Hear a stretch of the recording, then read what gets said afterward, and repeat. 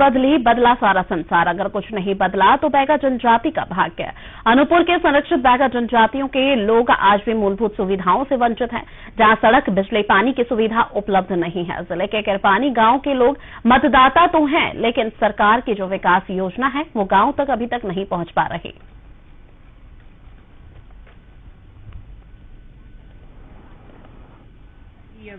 मेरे गुजर कर भाई इतना यहाँ कट गए, ऐसे तकलीफ झेलत। कोई देखता है आपके बारे में, आपकी समस्याओं को कोई देखता है, सुनता है कोई आपकी? आप तो बहुत अस्पताल देखते हैं भाई, फिर कोई नहीं कर पाया, तभी नहीं कर पाया कोई। पानी पिए ले जाता सर जी, पानी नहीं है सर। अच्छा, नाम है केरा पानी, पानी नहीं है। हाँ, जंगल पर। कितना दूर जाना पड़ता है पानी लेने? अरे बहुत सही से 50-60 किलोमीटर घाट तक। क्या क्या सुविधाएं नहीं है आपको, क्या क्या चाहिए आपको? आपको सर जी हमको पानी चाहिए, रोड, हमको स्कूल चाहिए। बच्चे लोग ऐसे खा के पड़े रहते हैं, पढ़ाई नहीं कर रहे बच्चे। हाँ, आपको अब कैसे लगे सर जी? अब अपनी बच्ची हम कैसे इतना दूर पहुँचा हम स्कूल? वंचित क्यों है? मुझे अभी संज्ञान में आया कि एक ऐसा मेरे क्षेत्र में ऐसा भी गांव है जहाँ ना रोड है, ना पानी की व्यवस्था है, ना स्कूल है।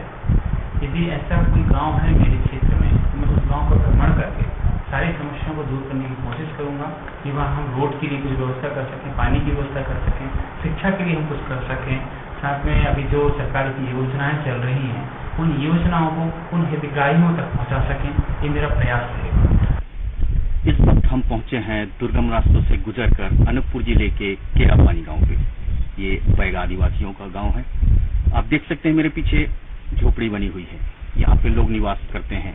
एक तरह वो भारत है जहाँ लोग चकाचौंध की दुनिया देख रहे हैं, लाइट देख रहे हैं, स्वास्थ्य सुविधा देख रहे हैं, शिक्षा सुविधा देख रहे हैं। लेकिन ये गाँव ऐसा गाँव है जहाँ पे ना तो सड़क है, ना बिजली है, ना पानी है, ना स्वास्थ्य सुविधा है। इन घर के बच्चे नीचे जाते हैं काफी दूर पढ़ने, दुर्गम रास्तों से, जंगली रास्तों पे से गुजर के, जहाँ पे जानवरों का आना जाना बना रहता है। घर के लोगों की चिंता बनी रहती है कि बच्चे पढ़ने गए हैं, कहीं उन्हें जानवर हमला न कर दे। इस चिंता पे वो घर पे बैठे रहते हैं। नेता तो आते हैं, वादे करके चले जाते हैं, सरकार आती है, सरकार जाती है, लेकिन बैगा आदिवासियों की जिंदगी वहीं की वहीं रुकी हुई है। ये लोग शहर की ओर जाते हैं, चकाचौंध दुनिया देख के आते हैं और घर पे मायूस होते हैं, ये देखकर कि वहाँ के लोग तो अच्छी जिंदगी जी रहे हैं, लेकिन हम यहाँ की जिंदगी बदतर से बदतर जी रहे हैं। उमेश पात्री, अनूपपुर, ये। और इसी खबर पर ज्यादा जानकारी के लिए हमारे साथ संवाददाता उमेश फोन लाइन पर जुड़ गए हैं। उमेश, क्या कुछ जानकारी मिल रही है? जी ऋतु जी, मैं आपको बता दूं कि ये अनूपपुर जिले के पुष्पराजगढ़ का करेक्ट है मामला, जहाँ पे केरापानी गांव है, जहाँ पे बैगा आदिवासी निवासरत हैं और काफी दुर्गम रास्तों से गुजरकर जब वहां पहुंचे तो वहां की स्थिति कुछ और थी।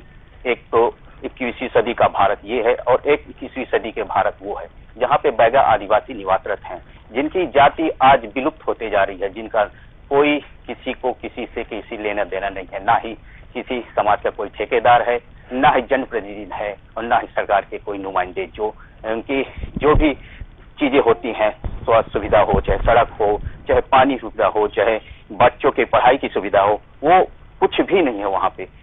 बच्चे दुर्गम रास्तों से गुजरकर 2 किलोमीटर दूर स्कूल आते हैं पढ़ने के लिए। आज के नौनिहाल बच्चे जो आज का भविष्य है, वो पढ़ने 2 किलोमीटर जाते हैं, जंगली रास्तों से गुजर कर जाते हैं। कहीं ना कहीं एक भय बना रहता है माता पिता को, कहीं जंगली जानवर उन पर हमला न कर दे।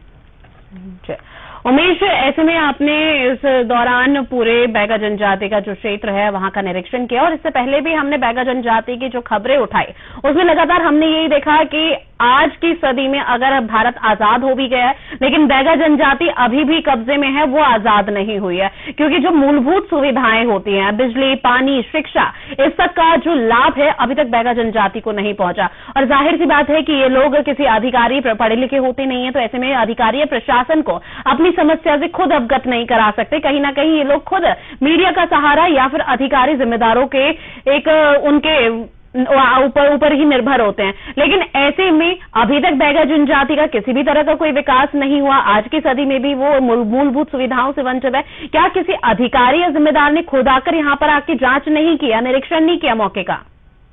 जी, हम लोग दुर्गम रास्तों से गुजरकर हमें पता चला कि वहाँ ऐसी स्थिति है जहाँ पे न तो बिजली है, न तो है पानी है, न तो रोड है, न तो स्वास्थ्य सुविधा है, न तो बच्चों को पढ़ने के लिए स्कूल है।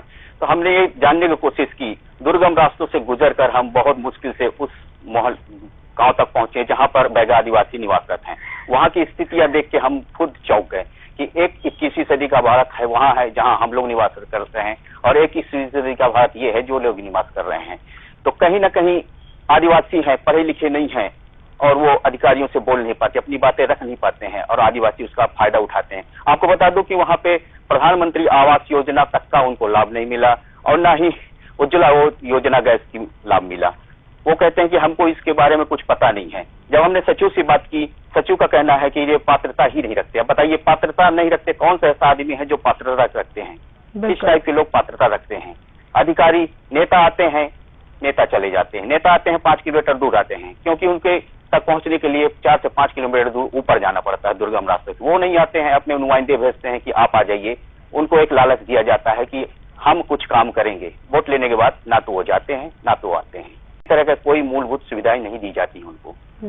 तो उमेश, जब अब मीडिया में इस मामला संज्ञान में आ चुका है, मीडिया लगातार, हम भी DNN भी प्रमुखता से इस खबर को उठा रहा है और लगातार चला रहा है, तो ऐसे में क्या किसी अधिकारी ने अब जाकर संज्ञान लिया? क्योंकि ज्यादातर अधिकारियों जिम्मेदारों का कहना होता है कि अब मीडिया के संज्ञान में आ गया है मामला और मीडिया के माध्यम से हमारे संज्ञान में आ गया, तो अब हम जल्द ही कार्रवाई करेंगे। जी, ऐसी बात अधिकारियों ने की है कि अभी हमें जानकारी नहीं थी। आपके द्वारा हमें ये जानकारी मिल रही है कि वहाँ पे कोई सुविधाएं नहीं है, तो हम पूरी कोशिश करेंगे कि ऐसी सुविधाएं हो। उमेश, मैं आपको रोकना चाहूंगी, हमारे साथ कांग्रेस जिला अध्यक्ष जयप्रकाश भी फोन लाइन पर जुड़ गए हैं। जयप्रकाश जी, जिस तरह से बैगा जनजाति का मामला लगातार सामने आया है कि मूलभूत सुविधाओं से आज की सदी में भी वो वंचित हैं, ऐसे अनूपपुर से भी एक मामला सामने आया जहां बैगा जनजाति के लोगों को मूलभूत सुविधाएं भी नहीं मिले, क्या कुछ कहेंगे आप?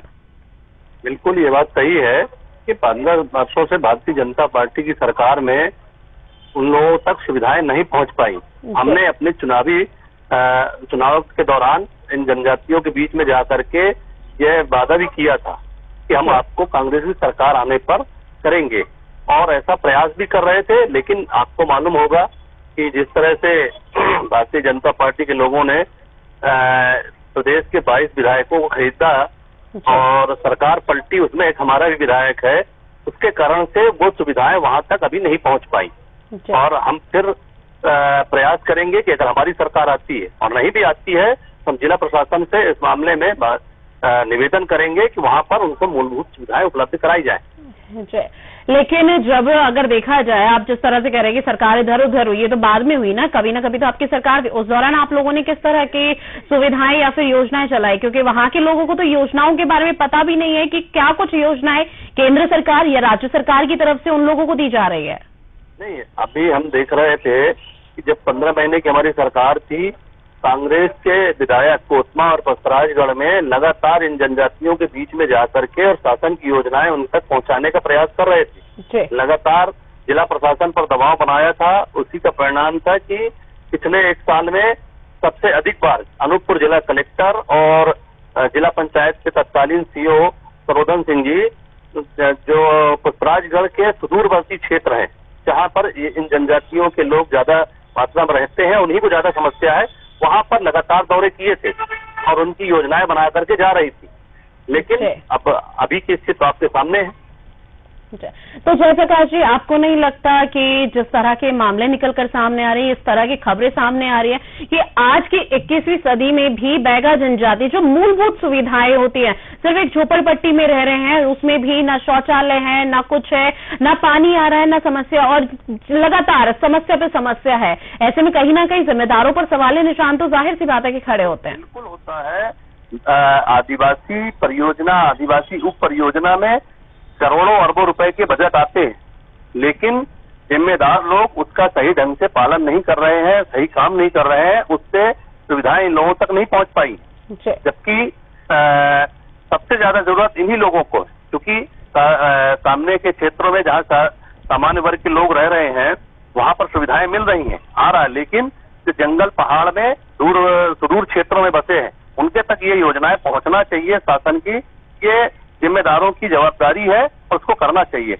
जी जयप्रकाश जी, बात अगर शिक्षा की जाए तो बैगा जनजाति के बेशक से जहां जो लोग रह रहे हैं खुद पढ़े लिखे नहीं है, लेकिन वो लोग चाहते हैं कि वहां पर एक स्कूल भी बने, स्कूल का भी निर्माण हो जिससे उनके बच्चों का भविष्य आगे संवर जाए। लेकिन अब मूलभूत सुविधाओं से वंचित है, ऐसे में शिक्षा का हम किस तरह से क्या कुछ कहें, क्योंकि सरकार से जवाब मांगते तो सरकार तो सिर्फ पल्ला झाड़ती हुई नजर आती है। देखिए, शिक्षा तो आज के लिए सबसे अनिवार्य चीज हो गई है। समाज के हर वर्ग के बच्चों को अनिवार्य रूप से शिक्षा दी जानी चाहिए। जब तक हमारा समाज शिक्षित नहीं होगा, हमारे क्षेत्र का, हमारे प्रदेश का विकास संभव नहीं है। तो उस ओर आपको मालूम है कांग्रेस पार्टी हमेशा इस ओर प्राथमिकता देती है, लेकिन दुर्भाग्य की बात है कि इस बार प्रदेश में जनता ने कांग्रेस को जनाधार दिया था, लेकिन इस तरह से भारतीय जनता पार्टी के लोग 15 साल शासन में रहे और इन योजनाओं का पैसा खा करके, और पैसा उन लोगों के पास बहुत इकट्ठा था जिसके बल पर आरोप प्रत्यारोप का दौर तो चलता रहेगा। लेकिन अगर बात की जाए कि अगले कदम की, बेशक आपकी सरकार नहीं है, लेकिन अगर अगला कदम इनकी मदद करने आप चाहेंगे तो आप किस तरह का कदम उठाएंगे या क्या कुछ करेंगे आप इनके लिए? हम ये प्रयास करेंगे कि जहां पर हमारे विधायक हैं वहां अगर शासन प्रशासन आदिवासी परियोजना मद से काम नहीं कर रहा है तो हम विधायकों से अनुरोध करके वहां जो विधायक निधि की राशि मिलती है उससे इन कामों को कराने का प्रयास करेंगे। हालांकि वो बहुत नहीं होती है, आप भी जानते हैं, पूरे विधानसभा क्षेत्र में देना होता है, फिर भी हम लोग विधायकों से अनुरोध करेंगे कि उन क्षेत्रों में प्राथमिकता में पैसा दे करके और विकास कार्य करवाएं। बिल्कुल। तो इस तरह का प्रयास आप अब से करेंगे या आपने पहले भी किए हैं? नहीं, पहले भी किया है, मैंने आपको बताया। आप देखें, योजनाएं कांग्रेस के शासन काल में योजनाएं बनवाई गई थी और उसका मूर्त रूप में कार्य किया जा रहा था, लेकिन इसी बीच सरकार गिर जाने से पहले 3-4 महीने लोकसभा चुनाव के कारण आचार संहिता लगी रही, उसके बाद काम शुरू हुआ था और काम जब गति पकड़ने की स्थिति में था उसी समय सरकार गिर गई। इसलिए अभी योजनाएं बनी बस है, उसको मूर्त रूप नहीं दिया जा सका है। जयप्रकाश जी, आखिरी सवाल आपसे कि आपने जिस तरह से कहा कि विधायकों से बात करेंगे और फिर लगातार प्रयास करेंगे, बैगा जनजाति के हित में उनकी मदद करेंगे, अगर ये प्रयास सफल नहीं हुआ, विफल हो जाता है, उसके बाद आप क्या कुछ करेंगे? क्योंकि उन लोगों की मदद करनी तो अभी बेहद जरूरी है। हम लगातार भाजपा से भी संपर्क करने की कोशिश कर रहे हैं, फिलहाल वहां से कोई संपर्क हो नहीं पा रहा हमारा भी। नहीं, वो नहीं संपर्क करेंगे ना, वो तो इस समय विधायकों से संपर्क कर रहे हैं। खाली सरकार गिराने के लिए, सरकार अपनी मजबूत करने, जो स्थिर उनकी भी सरकार है उसको मजबूत करने के लिए संपर्क कर रहे हैं। वो जनता की समस्याओं से, जनता के लिए कार्य करने के लिए उनके पास समय नहीं है। हम तो ये मानते हैं कि अभी जो उपचुनाव होंगे 22 सीटों पर, 24 सीटों पर, उसमें पुनः जनता कांग्रेस को जनादेश देगी और कांग्रेस की सरकार बनेगी तो हम प्राथमिकता से इन कामों को करेंगे। हमारी कांग्रेस की सबसे पहली प्राथमिकता होगी कि जो सुदूरवर्ती क्षेत्रों में हमारे जनजाति वर्ग के लोग हैं उनको सभी प्रकार की सुविधाएं उपलब्ध हो सके। बिल्कुल, लेकिन अभी तो सवाल ये उठता है कि उनकी मदद अभी कौन करेगा, उनकी आवाज कौन उठाएगा जिस मूलभूत सुविधाओं से वो वंचित है? अगर एक आम इंसान वहां पर रहे तो शायद ही वहां रहना दूभर हो जाएगा उसके लिए। दूभर है, मैं तो कह रहा हूँ आप जिला प्रशासन से जानकारी लें।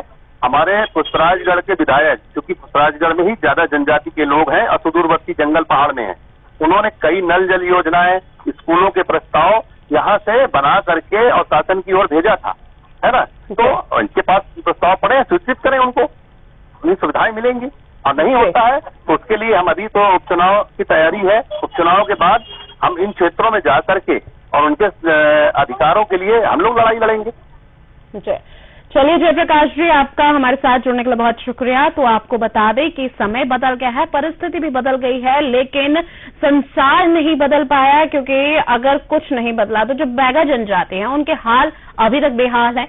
इस सदी में भी अनूपपुर के संरक्षित बैगा जनजातियों के लोग आज भी मूलभूत सुविधाओं से वंचित है, जहां सड़क, बिजली, पानी की सुविधा उपलब्ध नहीं है। जिले के किरपानी गांव के लोग मतदाता तो हैं, लेकिन सरकार की विकास योजना गांव पर अभी तक नहीं पहुंच पा रही है।